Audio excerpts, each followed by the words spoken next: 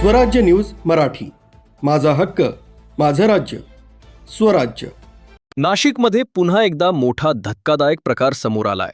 हुंडीवाला लेन परिसरात उभे असलेली कार जाळण्याचा प्रयत्न करण्यात आलेला आहे आणि ही घटना रात्रीच्या सुमारास घडलीय।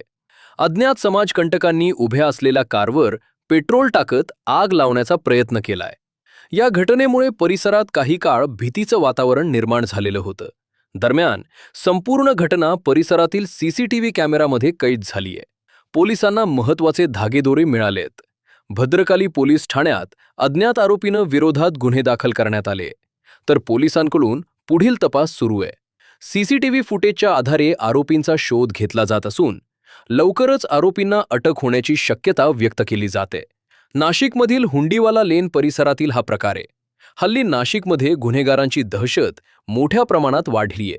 या प्रकरणासंदर्भात पोलीस तपास करत आहे। नागरिकांकडून आरोपींना लवकरात लवकर अटक करण्याची मागणी पोलिसांकडे केली आहे। ब्युरो रिपोर्ट, स्वाती शेलार, स्वराज्य न्यूज मराठी, नाशिक।